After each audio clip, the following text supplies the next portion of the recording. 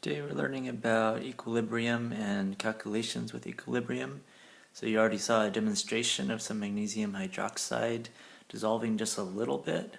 So that should look like starting at zero concentration of ions, rising a little bit, but then leveling off as the reverse reaction starts to equal the rate of the forward reaction. So when it levels off, that's called a steady state, or you've reached equilibrium. So you can find that concentration, and that would be the concentration of at equilibrium. It's when it levels off.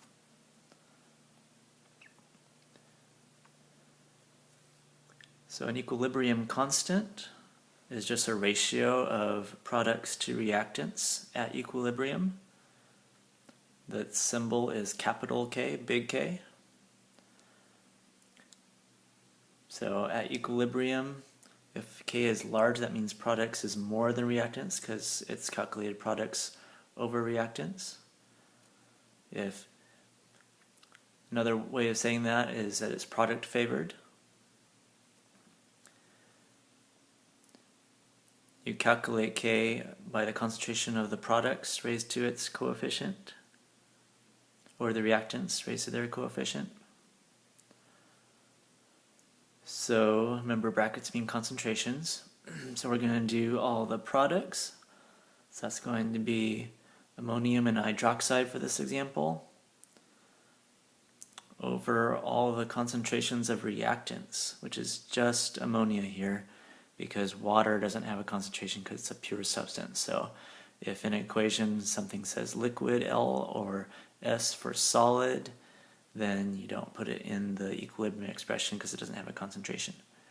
If it says G for gas, it does have a concentration because it's dissolved in air or in a container. So tip, do not include pure solids or liquids. Here's another example. Write the equilibrium expression for the milk of magnesia reaction you just saw.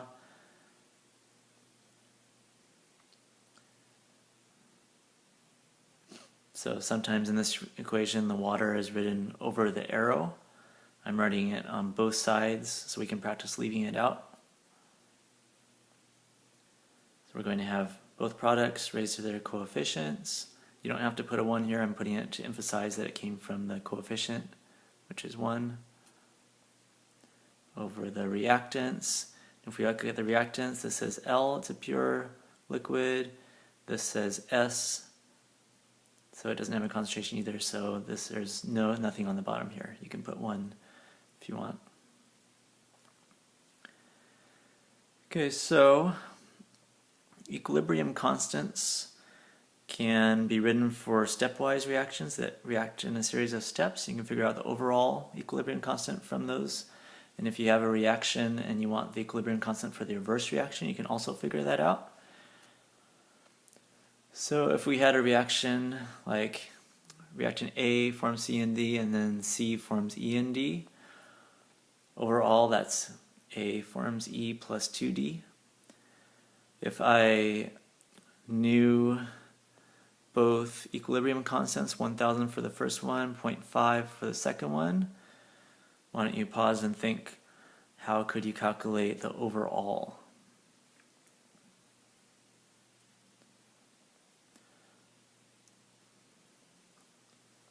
So the first reaction is products over reactant.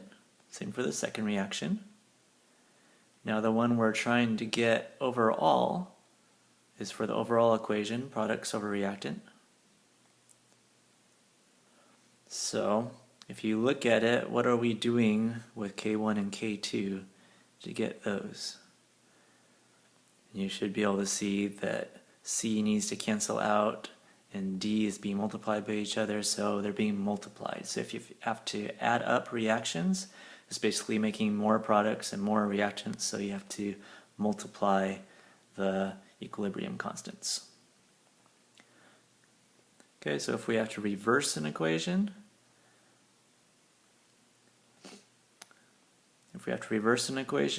for example, A plus B forms C if K is 2, but I would define K for C forms A plus B. So if we are reversing the equation, then we are making the products reactants and making the reactants the products. So we are flipping the equilibrium constant expression. Expression just means math equation for calculating the equilibrium constant.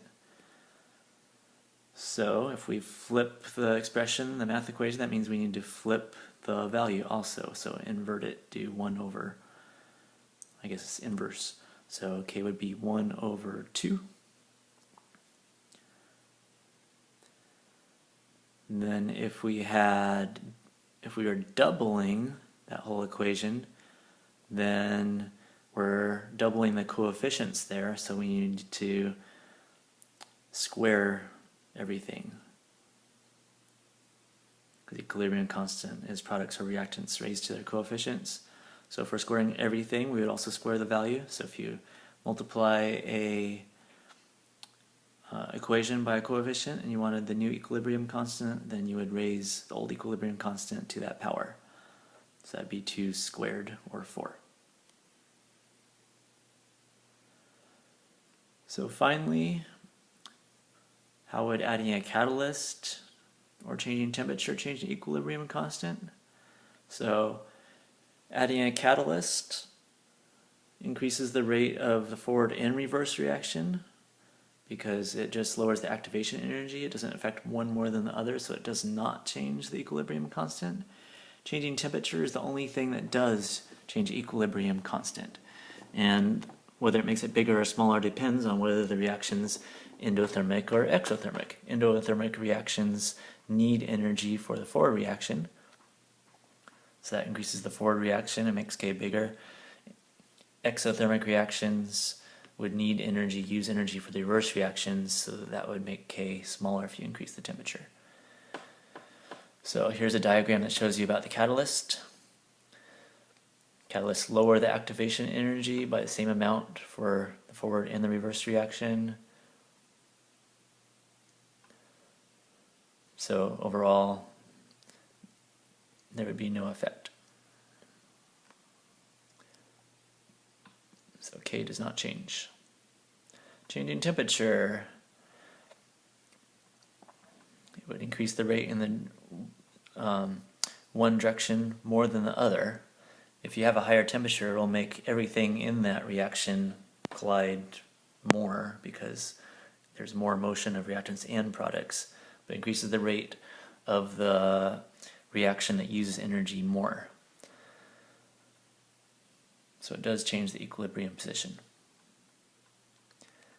If it's an endothermic reaction, then increasing temperature would make K bigger. If it's an exothermic reaction, then increasing temperature would make K smaller.